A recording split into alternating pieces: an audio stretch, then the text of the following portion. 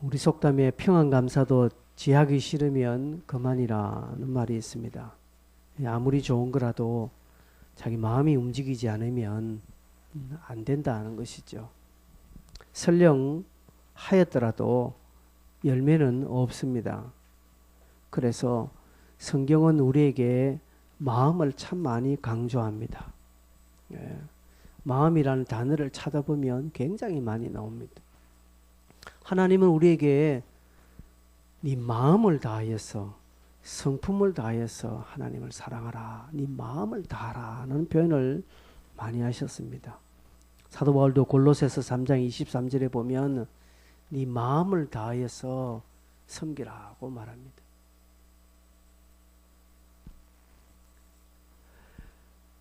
또 사무엘상 12장 20절 보면 너의 마음을 다하여 여호와를 섬기라고 말합니다. 마음을 다하여서 섬기라. 또 24절에도 마음을 다하여서 진실이 섬기라고 말합니다. 너무 많아서 제가 다 언급을 못합니다. 성경은 우리에게 강조합니다. 네 마음을 다하라고 말합니다. 마음이 없는 껍데기 하는 것을 하나님은 원치 않는다라고 말합니다. 그래서 말라기를 보면 성전문을 닫아버리라 고 말합니다. 이스라엘 백성들이 예배를 드리지 않았습니까? 제물을 드리지 않았습니까? 아니요, 드렸습니다. 예배 드렸습니다. 제물 드렸습니다. 그러나 마음이 없으니 하나님은 다 집어치우라고 말합니다. 하나님은 오늘도 우리에게 마음을 원하십니다. 이 성품을 다해서 마음을 다해서 섬기라고 말합니다. 자원하는 마음은 우리에게 많이 강조하지요. 자원하는 마음. 그래서 다윗은 자원하는 마음을 구했습니다. 그 마음을 구했다는 것이죠. 왜냐하면 마음에서 모든 것이 출발하기 때문에 그렇습니다. 우리의 마음에서 모든 사랑도 마음에서 시작하여 여러분 죄 지을 것도 마음에서 시작합니다. 잘하고 싶은 것도 마음에서 내가 잘해야지 라는 마음이 들 때 되는 거예요. 그 마음은 시작입니다. 그렇죠? 내가 헌신해야지 라고 하는 마음도 있어야 되는 거예요. 그런 마음이 없으면 안 되는 것입니다. 주님은 누가복음 6장 45절에 사람의 마음에 쌓은 것을 드러낸다라고 하거든요. 그렇죠? 마음에 쌓은 선에서 선을 내고 마음에 쌓은 그 악을 통해서 악을 낸다는 것이죠. 어느 날 갑자기 내가 확 악해지거나 어느 날 갑자기 내가 순식간에 내가 죄를 짓거나 아니다는 것이죠. 그 근본적으로 그 마음이 있었다라는 것입니다. 그래서 좋은 것이든지 악한 것이든지 우리 마음에 자리 잡았다라는 것이죠. 그래서 나중에 드러낸다라는 것이죠. 그래서 성경은 우리에게 마음을 다스리고 지키라고 많이 강조합니다. 여러분 잘 아시는데 잠언 4장 23절에 보면 같이 한번 읽어볼까요? 시작. 모든 지킬 만한 것 중에 더욱 네 마음을 지키라. 생명의 근원이 이에서 남이니라고 말합니다. 모든 지킬 만한 것 중에 여러분 지킬 만한 것이 많죠? 그죠? 우리 가운데 내가 지켜야 될 것이 많습니다. 재산 지켜야 되잖아요. 내 건강 지켜야 되잖아요. 그죠? 그리고 내가 지금 하고 있는 일 이거 지켜야 되잖아요. 그리고 내가 달려가야 할 비전 지켜야 되잖아요. 마음대로 살아도 됩니까? 이랬다 저랬다 됩니까? 아니지. 우리 가운데 지켜야 될 것이 많습니다. 우리 사랑하는 사람을 지켜야 되잖아요. 그죠? 주변에 우리 교회를 여러분 지켜야 되지 않습니까? 그러나 이런 지킬 만한 것 중에 뭘 제일 먼저 지키라는 것이죠? 이 마음을 지키라고 말합니다. 왜요? 왜 마음을 지키라고 말합니까? 생명의 근원이 거기에 있다는 것이죠. 마음에서 생사가 결정된다는 것이죠. 여러분 마음이 찌그러져 있으니까 우울증이 오는 겁니다. 그러니까 결국은 죽고 싶다 되는 거예요. 이런 마음이 갈라지면요, 안 돼요. 마음이 찢어지면 안 돼요. 죽고 싶은 거예요. 그냥 막 살고 싶은 마음이 없으면 다 끝내고 싶은 거예요. 그래서 성경은 우리에게 네 마음을 지키라고 말합니다. 마음을 다스리라고 말합니다. 지킬 만한 것 중에 많이 있지만 그 가운데 네 마음을 최고 우선으로 지켜라. 그래서 마음이 건강하면요, 돈이 없어도 살아갈 수 있어요. 그죠? 마음이 건강하면요, 건강이 부족해도, 직장이 좀 변변찮아도, 또 장래가 불투명해도 마음이 건강하고 단단하면 갈 수 있어요. 그러나 내 주머니에 돈이 든든하고 내 백그라운드가 든든하고 또 내 장래가 지금 확실하고 지금 하고 있는 일이 빵빵해도 마음이 건강치 못하고 마음이 쪼개져 있고 마음이 금가면 다 이거 집어치운 것이 마음밖에 없습니다. 살면 많어 이래 되는 거예요. 그래서 성경은 우리에게 마음을 지키라고 말합니다. 바울은 앞서 자신의 매임을 통해서 복음이 더 확산되고 있다라고 말합니다. 그리고 그것 때문에 자기는 기뻐한다라고 이야기했고, 또 빌립보 교회가 한 마음 한 뜻이 되어서 복음에 합당한 삶을 살아서 그리스도의 기쁨을 충만하게 하라고 이렇게 부탁까지 했습니다. 그런데 이것은 그리스도 예수의 마음을 품지 않으면 안 되는 것입니다. 그리스도의 마음이 우리에게 부음바 되지 아니하면 안 된다는 것이죠. 그래서 오늘 본문을 시작하면서 너희 안에 이 마음을 품으라 곧 그리스도 예수의 마음이다라고 말합니다. 예수의 마음을 품어야 조금 전에 앞 그 2장 4절까지 이야기한 1장부터 2장 4절까지 바울이 언급한 모든 것들이 가능하고, 또 그 다음 2장 12절부터 이야기할 모든 것들이 가능해진다라는 것이죠. 그래, 마음이 없으면 아무것도 안 된다라는 거죠. 그래서 너희들에게 이 마음을 품으라고 말합니다. 바울이 가지고 있는 기쁨의 근원도 그리스도의 마음을 가질 때 이루어질 수 있는 것입니다. 여러분, 우리가 잠깐의 어떤 일락으로 인하여서 기뻐할 수 있죠. 그러나 그것은 잠시입니다. 그야말로. 그리스도의 마음이 우리에게 부음바 되어지면 더 기뻐할 수 있다라는 것이죠. 그래서 어제 우리 청년들에게 이야기했습니다. 제가 이제 여러분, 기쁨은요 신앙의 고백입니다. 기쁨은 신앙의 행위입니다. 결과 아니에요. 그래서 기뻐한다? 그 사람이 믿음이 있는 사람입니다. 믿음 없는 사람은 기뻐할 수가 없습니다. 왜? 믿음이라는 게 뭡니까? 믿음은 하나님을 바라본다는 것이거든요. 하나님을 바라보기에 기뻐하는, 그 기쁨은 신앙의 행위입니다. 신앙의 고백입니다. 신앙의 나의 수준입니다. 그래서 그 사람은요 돈이 없어도 기뻐해요. 그 사람은 조금 뭐가 안 돼도 기뻐합니다. 그러나 믿음이 없는 사람은요, 돈 있으면 기뻐합니다. 그건 돈 없으면 죽겠다라고 말합니다. 일이 잘 되면 할렐루야 합니다. 그래, 일이 못 되면 교회 다니면 뭐하노 이렇게 되는 거예요. 믿음이 없으니까. 그 기쁨이 어디에 있습니까? 기쁨이 땅에 있거든요. 그러니까 안 되는 거예요. 기쁨은 신앙 고백. 그래서 여러분, 삶을 거꾸로 가는 거예요. 무조건 기뻐해보고 하는 거예요. 무조건 막 기뻐하면서 가는 거예요. 안 돼도 허허 웃고 기뻐하면서 가는 거예요. 왜? 그 신앙 고백이에요. 그 신앙이거든요. 요셉을 보십시오. 감옥에서 저는 요셉을 보지도 못했고 성경을 통해서 그가 어떤 인상을 지었는지 모르는, 그러나 요셉이 감옥 안에서 늘 인상 찡그리고 늘 삶을 자포자기하면서 감옥 생활을 했을까요? 저는 그렇게 했지 않다고 봅니다. 감옥 안에 있었지만 요셉의 얼굴은 늘 밝았어요. 그러니까 지켜보는 간수들도 쟤는 뭐야? 이렇게 되는 거예요. 그걸 모든 가정을 지금 시행하고 계신 하나님 볼 때, 저기 끝까지 나를 보고 있구나. 나에 대한 믿음을 멈추지 않고 있구나. 그의 신앙으로 보지 않겠습니까? 바울은 그 이야기를 하고 있는 것입니다. 기뻐하라는 것이. 기뻐하라. 즉 예수의 마음을 네가 가지면 이렇게 된다라는 것이죠. 그러면서 오늘 본문의 내용은 앞절에 바울이 겸손을 이야기한 것에 실예를 들고 있는 것입니다.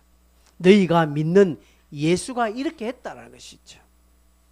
우리가 예수를 닮기 원한다고 말합니다. 예수를 닮기 내가 원하네 찬송도 합니다. 그럼 뭘 닮는가요? 그렇죠? 그냥 예수가 내게 뭔가 해주기를 원하는 것 뿐이지 나도 주님처럼 이런 마음이 부족하다는 것이죠. 그래서 바울은 오늘 본문에 굉장히 강조합니다. 너희가 이 마음을 품으라고 말합니다. 지난주 오후에도 제가 잠시 언급했습니다. 여러분 마음을 품으라고 할 때에 이것은 과정이지 결과 아닙니다. 그죠? 여러분 예수의 마음을 품는다는 것이 무엇일까요? 품는다라는 것이 무엇일까요? 원어에 보니까 품는다라는 것을 보니까 전념하다, 계획한다라는 뜻이 있습니다. 그리고 품는 것은요, 어떤 행위의 결과로 내가 탁 이렇게 하는 것이 아니라 품는다는 것은 이제 앞으로 시작하겠다라는 것이죠. 과정입니다. 이제 과정이 출발을 의미하는 것입니다. 내가 예수의 마음을 품어야지. 그렇게 몇 번 기도했다고 해서 이제 나는 예수의 마음을 품는다라고 그렇게 고백했다고 해서 그의 마음에 예수의 마음이 확 들어오는가요? 아니라는 것이죠. 예수의 마음을 품는다라는 것은 이제부터 예수께 내가 전념하고 이제부터 그를 위한 계획을 가지고 하나하나 내가 실행해 나갈 것이다 라는 고백입니다. 각오입니다. 그럴 때 온전해지는 것입니다. 청춘 남녀가 만났습니다. 소개팅을 했는데 이 총각이 앞에 있는 이 자매를 보니까 한눈에 반했습니다. 그런데 이 자매는 총각이 별로 탐탁지 않아요. 그래서 이 자매는 빨리 밥 먹고 그냥 오늘 끝내야 되겠다 했는데 이 총각은 한눈에 가버렸거든요. 한눈에 갔다 뭡니까? 품었다라는 것이죠. 한눈에 뽕 하면서 그 여자를 마음에 품은 것입니다. 그렇다고 해서 사랑이 이루어졌습니까? 아니요.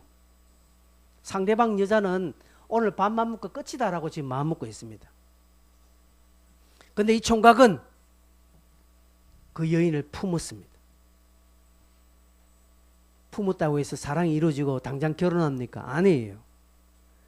그래서 품었으니까 어떻게 합니까? 이 총각은 어떻게 하겠습니까? 그 다음부터 작전이 들어가잖아요.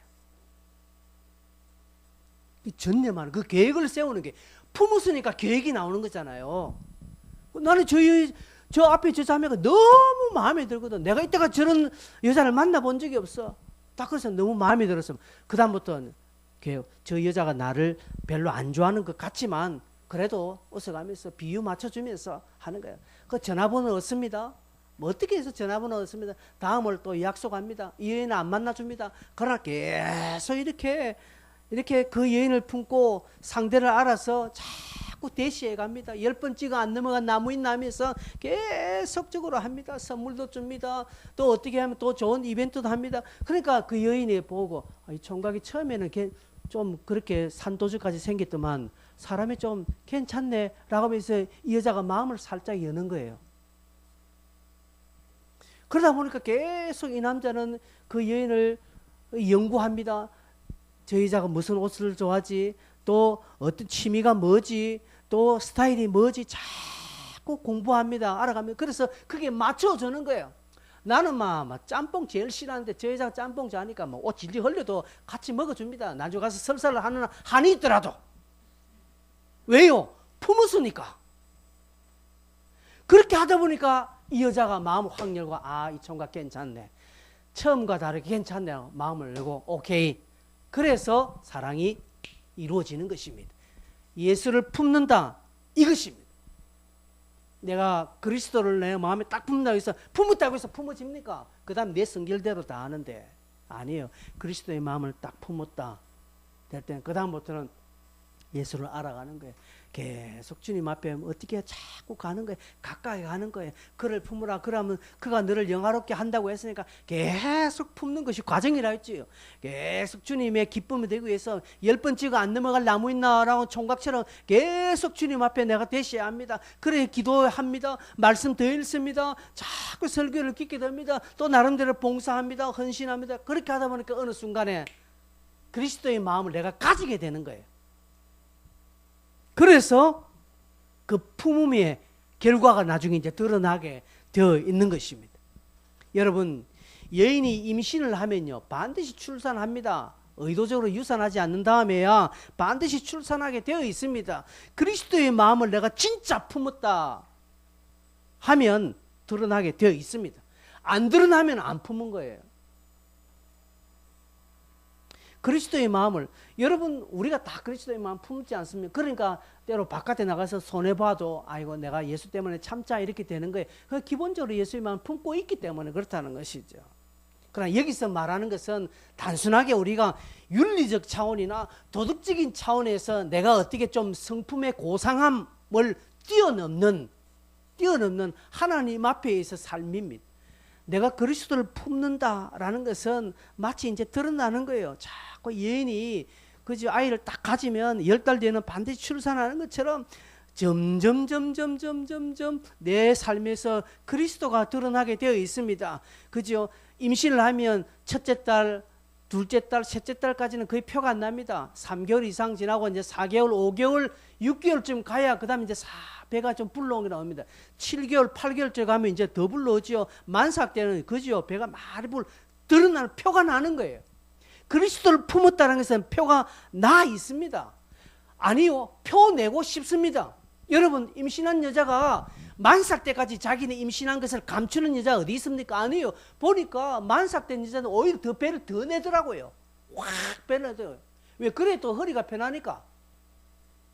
그리고요, 어디를 다니도 이렇게 당당하게 이렇게 배를 내고 다니다. 그게 부끄러운가요? 그게 죄입니까? 아니잖아요.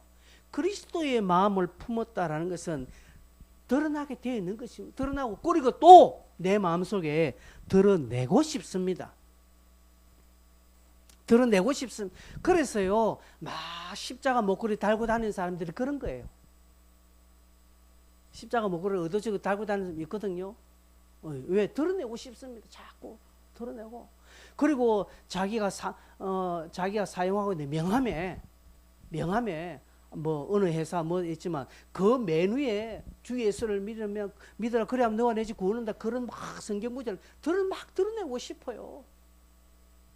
드러내고 싶어요. 제가요, 시청에 다니는 장로님은 제가 시청에 어느 이렇게 소개 안 합니다.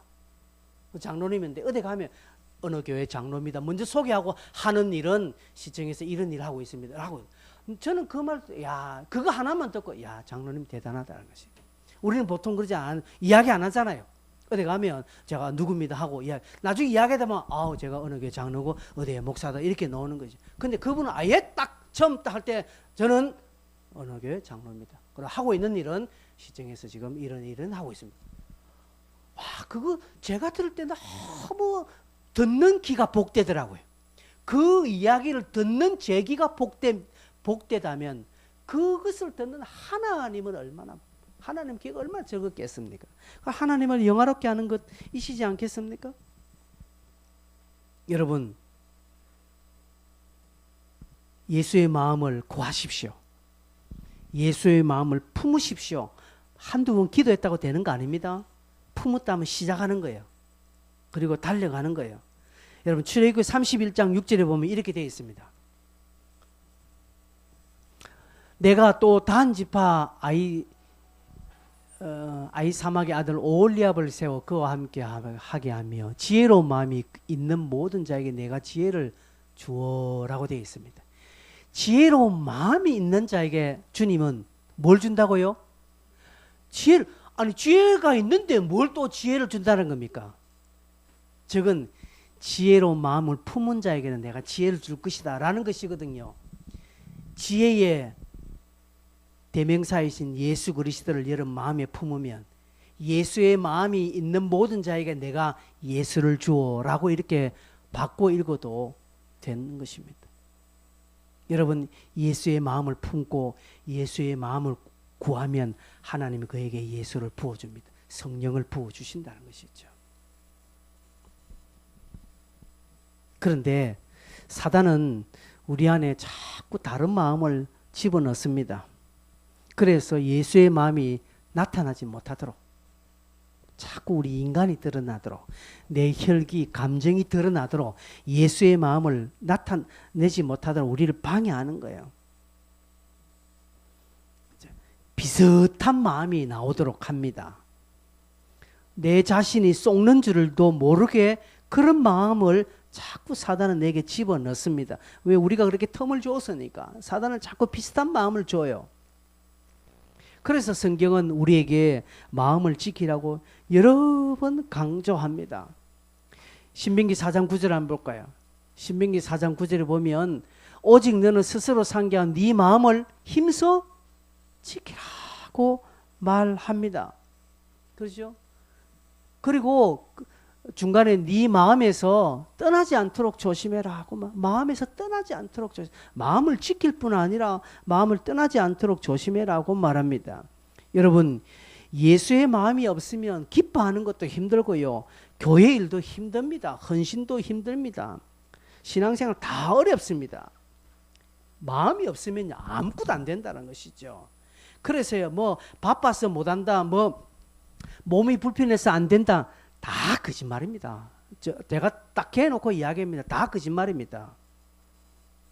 여러분, 진짜 몸이 아파서요, 진짜 시간이 없어서, 진짜 바빠서 안 될까요? 진짜 그런 분 계세요. 진짜 그런 분 계십니다. 그러나 진짜 그런 분 말고요, 거의 한 90%는요 마음이 없어서 안 하는 거예요. 마음이 없어서. 여러분, 예배 마음이 없어서 예배 안 오는 거예요. 바빠서 안 온다고요? 아니요. 바빠서 안 오는 사람 직장 갑니다. 그 사람들. 몸이 으스러지더라도 직장 가요. 몸이 깨어지고 아프고 죽겠는데도 직장 가서 일하지만 교회 와서 1시간 하는 것은 몸 아프다가 안 가는 거예요.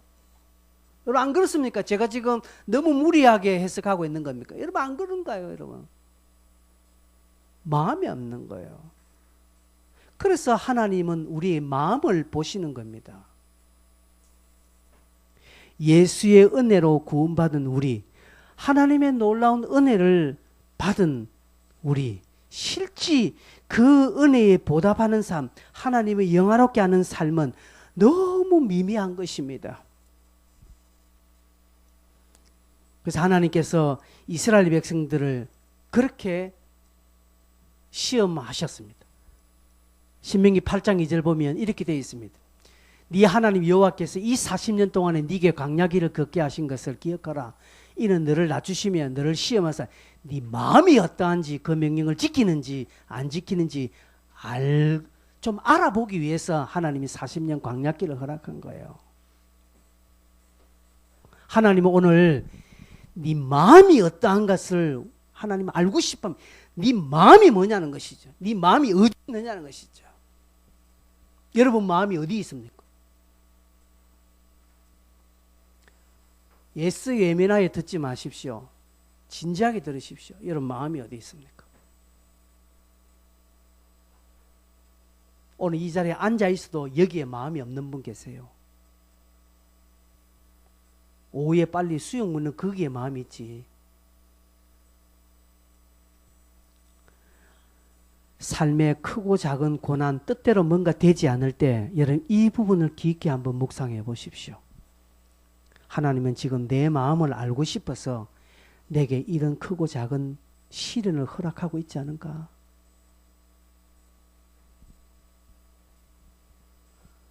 하나님은 오늘 내 중심을 좀 알고 싶어서 내 하고 있는 일을 지금 좀 막아서 나를 좀 어렵게 하고 있지 않을까 생각하셔야 됩니다. 저는 좀 이 부분에 예민하게 반응합니다. 그래서 나중에는 포기하지 스스로. 그래, 내가 응당의 대가를 내가 지금 받고 있다라는 것이죠. 저는요, 가끔씩 우리 청년들이 저에게 한 번씩은 무리하게 올 때가 있습니다. 우리 청년들은 내가 다 좋아하지만 자기들은 내한테 무리하게 한다라고 생각지 않습니다. 그러나 제가 볼 때 청년들이 이놈 내가 너무 가까이 해주니까 이게 나한테 무리하게 막 대하네 이런 제가 있거든요. 있습니다. 인성은 그런 게 있대. 니를 보면 우리 인성이는 안 그렇지요. 그런데 청년들이 있습니다. 그럴 때 내가 확 한 번에 야단 못 치는 것은 내가 대학 1학년 때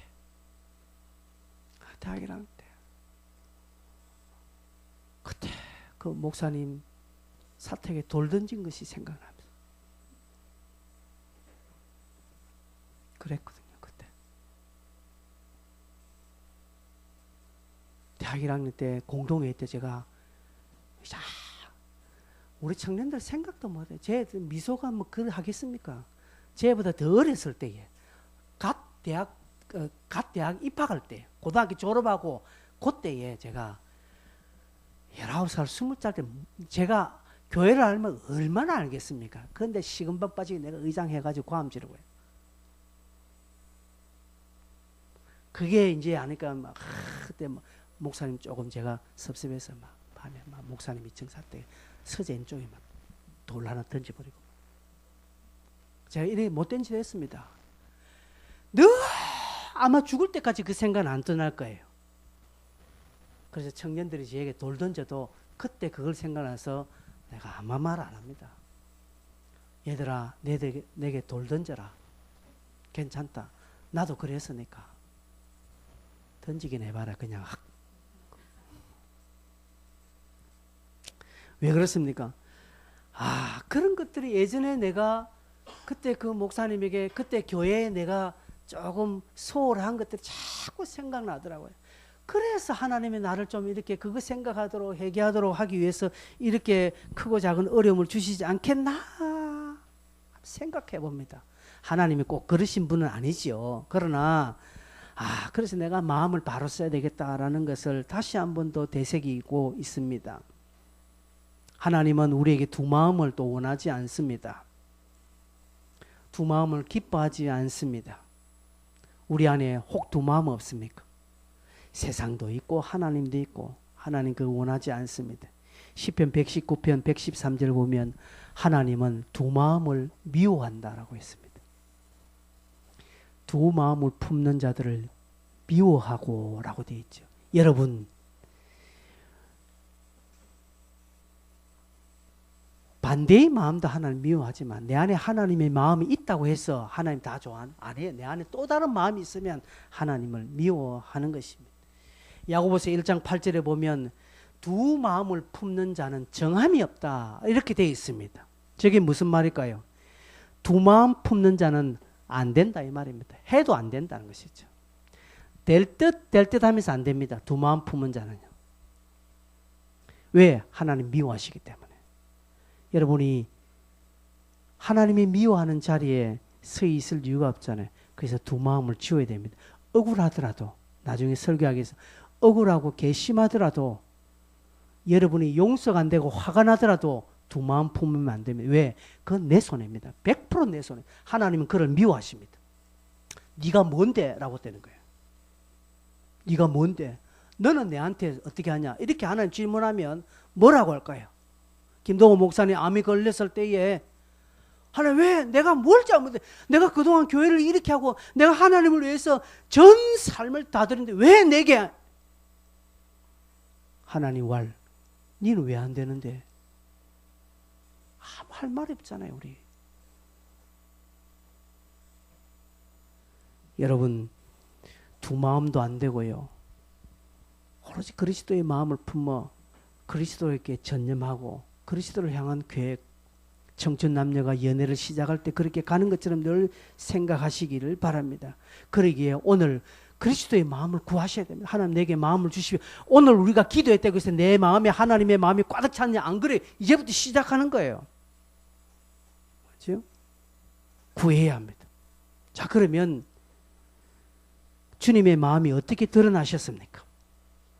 예수의 마음이 어떻게 드러났습니까? 성경을 보니까 여러분 6절 한번 볼까요? 6절에 뭐라고 되어 있습니까? 그는 근본 하나님의 본체시나 하나님과 동등됨을 취할 것으로 여기지 아니하고 7절 오히려 자기를 비워 종의 형체를 가지사 사람들과 같이 되셨고라고 되어 있습니다. 주님의 마음을 어떻게 드러나셨습니까? 겸손으로 드러나셨습니다. 겸손으로. 그분은 하나님의 본체를 취하지 아니하셨습니다. 사람들과 같이 되셨습니다. 무슨 말입니까? 한마디로 주님은 겸손의 끝판왕입니다. 겸손의 끝을 다 보여주셨습니다. 더 이상 겸손은 없습니다. 저 이상 겸손은 이 지상에는 없습니다. 여러분, 우리가 챙길 것 다 챙기고 누릴 것 다 누리고 자기 감정 절대로 손해보지 않고 겸손할 수 있느냐? 없습니다. 그런 사람 겸손 못합니다. 지 것 다 챙기면서 지 감정까지 다 챙기는데 겸손요? 아니에요. 겸손은 본체를 취하지 않는 것입니다. 사람들과 같이 되는 것입니다. 내가 저 사람 입장에 완전히 서는 거예요. 그리고 마땅히 누릴 나의 권리, 마땅히 받아야 할 나의 상급 받지 않는 것입니다. 내가 목사니까 응당히 이런 대우를 받아야지. 아니요. 그러면 겸손할 수 없어요.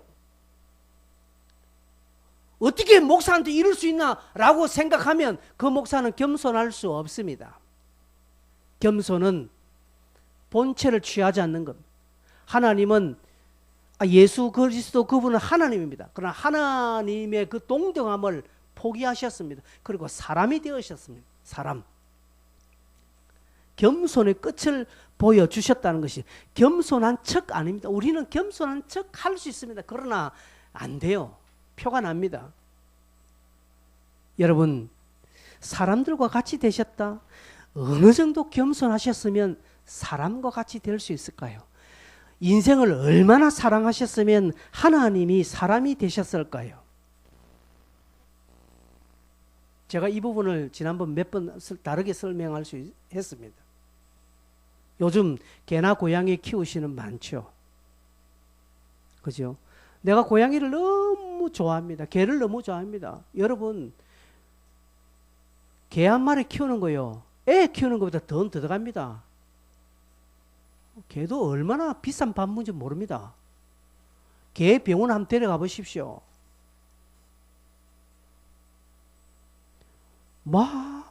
개 키우시는 분 오로지 개 중심의 삶을 삽니다. 개 때문에 어디 멀리도 못 나가. 개가 늘 신경 써요. 주님을 그렇게 신경하면서 뭐라 하죠? 주님은 그렇게 신경 안 쓰는데 고양이는 그렇게 신경 쓴다. 고양이 이야기하면 여기 누구 해당되는 사람이 있어 내가 말을 못 하겠네. 개를 이야기해. 개. 오로지 개 중심, 개. 개가 그 집의 주인입니다. 개를 너무 좋아하면 그래서 자기 자신을 뭐라고 합니까? 자기는 개 엄마라고 합니다. 엄마라고. 어떤 아줌마를 할게. 그래. 엄마가 해줄게. 엄마가 해줄게. 지도 개라.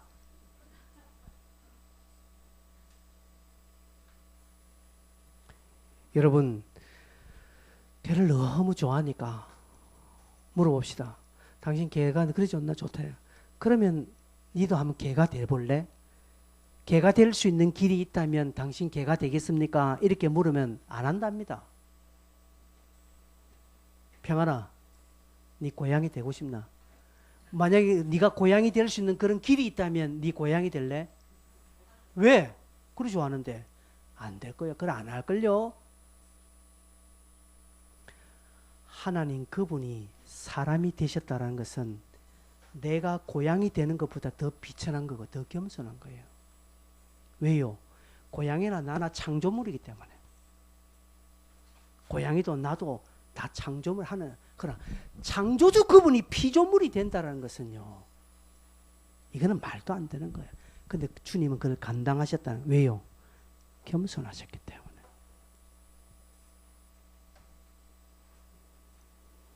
그래서 우리는 동등됨을 포기하셔야 됩니다. 상대방 입장에 완전히 서야 됩니다. 근데 우리는 안 쓰잖아요. 끝까지 안 쓰잖아요. 딱 자기 기분 딱 내세워 절대로 안 하는 거예요. 안 물러나는 거예요. 그러니 안 됩니다. 겸손한 척은 해요. 그러나 뾰록 나는 겸손입니다. 우린 자존심 상하면 더럽고 안 입고 오면 다 때려치웁니다. 겸손이고 뭐 나발이고 다 때려치웁니다. 그러나 주님은 그렇지 않다는 것이죠. 주님은 오늘 우리를 보면서 얼마나 더럽고 안 입고 오겠습니까? 저것들이 그냥 주님은 하늘에 12천사 되는 군단을 불러서 싹 쓸어버릴 수 있었다고 했는데 안 하셨습니다. 더럽고 안 입고도 안 하세요. 왜? 그 마음이 겸손하셨기 때문에 그렇다는 것이죠. 주님의 마음은 이런 겸손으로 그 겸손의 끝판왕이셨기 때문에 오늘 우리가 그 마음을 품을 수 있는 충분한 이유가 있는 것입니다. 유불리에 의해서 겸손을 저울질하지 마십시오. 주님께서 사람과 같이 되겠다라는 것은 엄청난 겸손입니다. 그죠? 우리는 다 챙길 걸 다 챙기고 한번 해보겠다는 것이죠. 겸손하다가 나중에 자기 기분 상하면 다 때려치우는 것입니다. 겸손한 척은 했다라는 것이죠.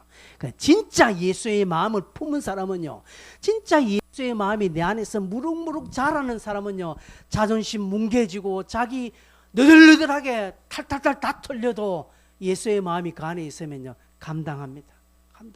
주님, 나는 어떻게 돼도 좋습니다 라고 가는 거예요. 그래서 사도 바울은 자기가 사나 죽으나 주님의 유익을 구한 것은 그가 겸손했기 때문에 그런 것입니다. 두 번째로 예수의 마음은 죽기까지 복종하셨습니다. 죽기까지 복종, 즉 십자가를 지셨다는 것이죠.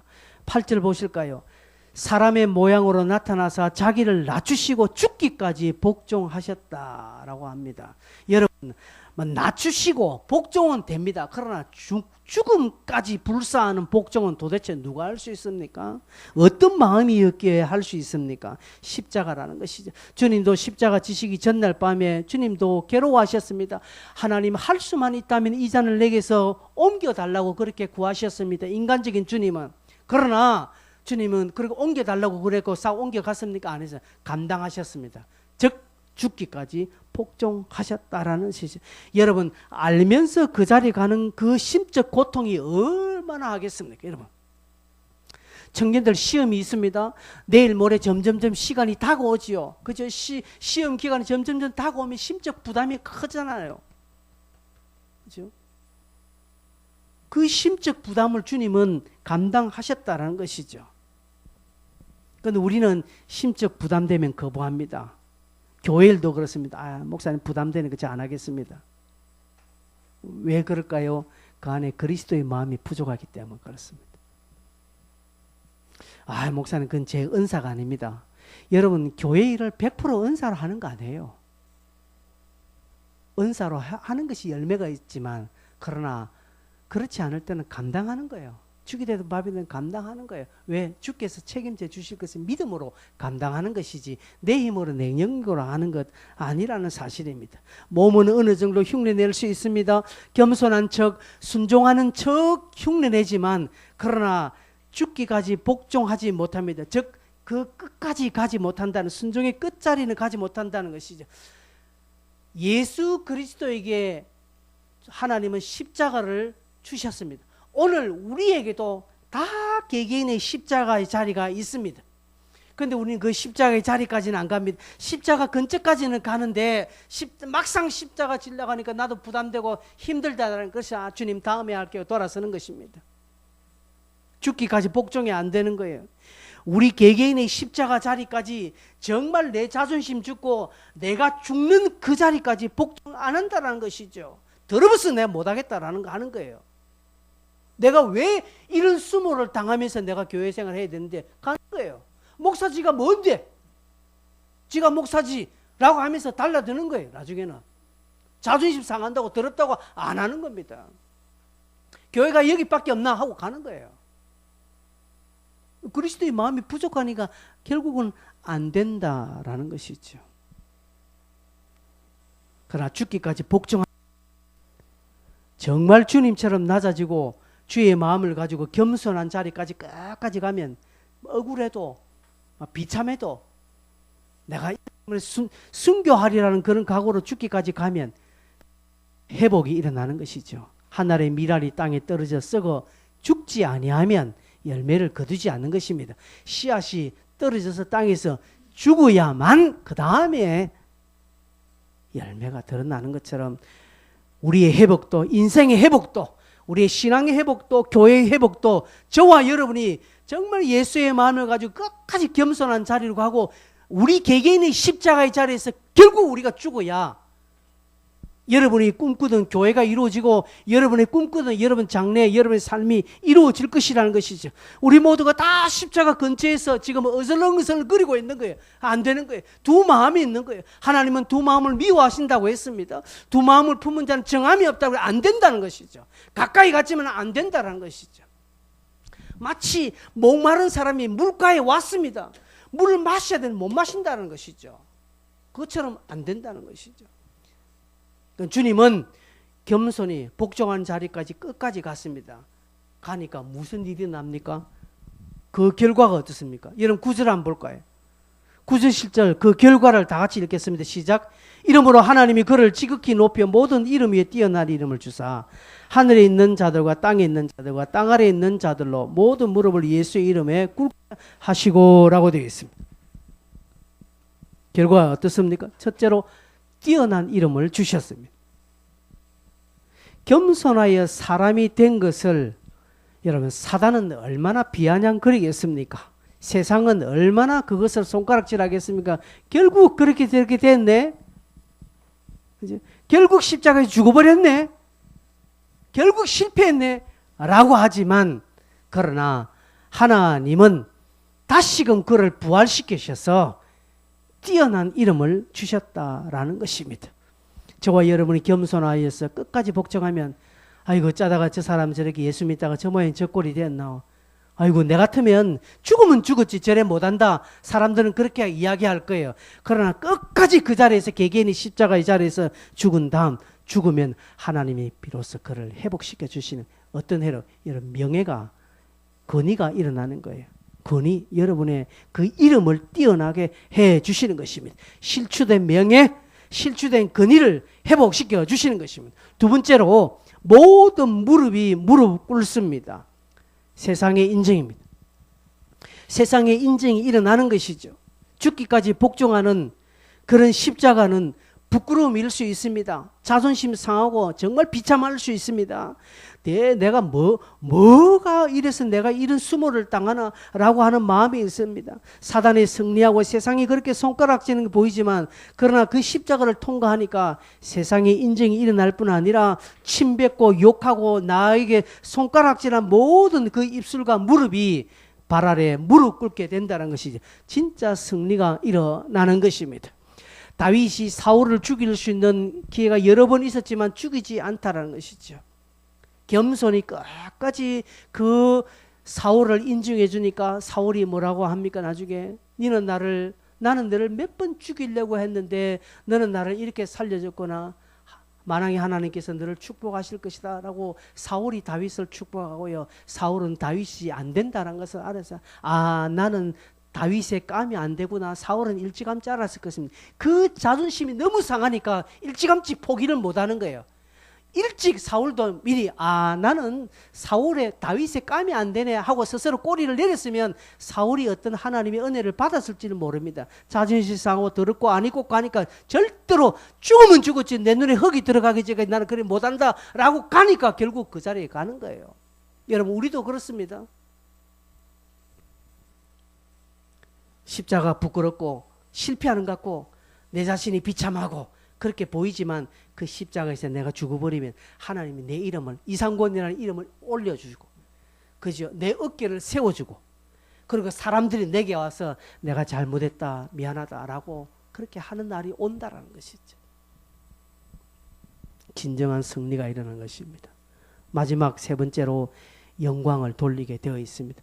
모든 입으로 11절 보니까 모든 입으로 예수 그리스도를 주라 시인하여 하나님 아버지께 영광을 돌리게 하셨느니라고 되어 있습니다. 모든 입술이 하나님을 시인하고 하나님께 영광을 돌린다는 것이죠. 여러분 인생의 궁극적인 목적이 뭡니까? 하나님을 영화롭게 하는 것이지 않습니까? 그냥 나 혼자 하나님을 영화롭게 하는 것도 좋겠지만 그러나 나를 통해서 다른 입술과 다른 무릎들이 하나님께 영광을 돌리는 자리까지 가게 하는 것은 얼마나 더 크고 복될까요?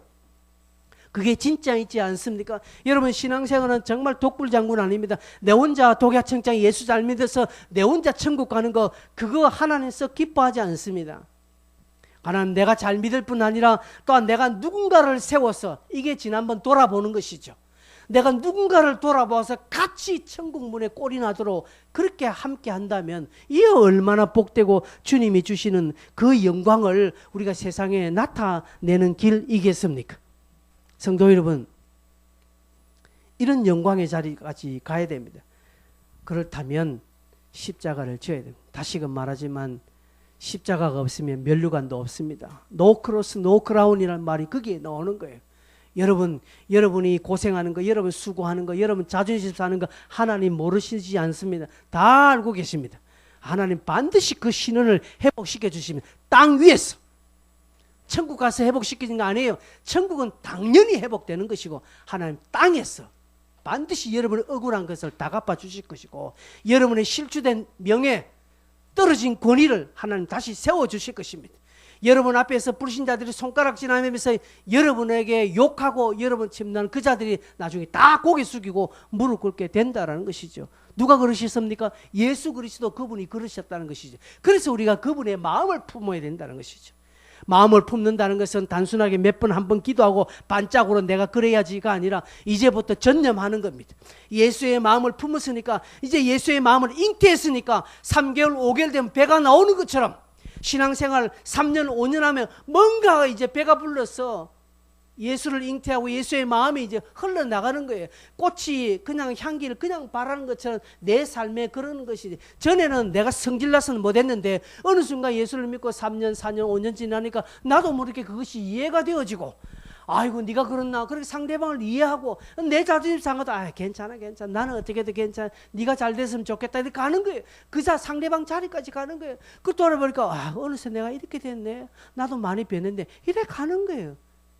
그렇게 해서 내가 주님 앞에 설 때 나를 통해서 나의 그런 모습을 보고 감동받고 나의 그런 모습을 보고 도전받은 수많은 나의 후배와 나의 동료들이 나중에 하나님 앞에 섰을 때에 하나님 내가 어려웠지만 아무개함에 그가 그렇게 내게 행동했을 때 내가 도전을 받았습니다.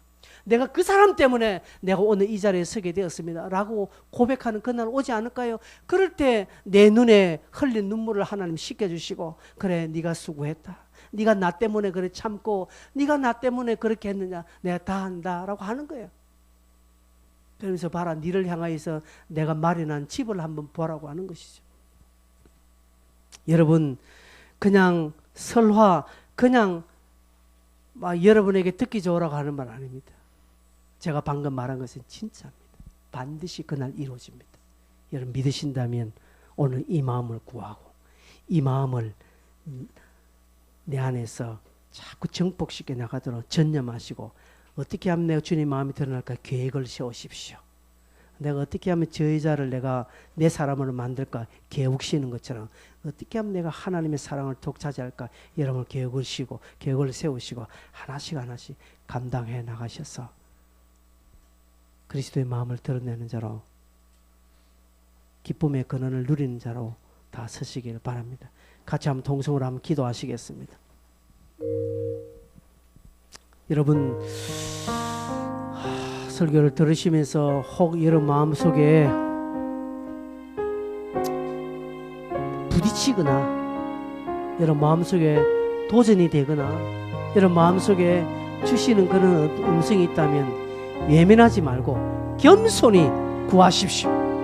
겸손히 기도하십시오. 같이 한번 말씀을 생각하시면서 통성으로 우리 한번 기도하도록 하겠습니다. 주여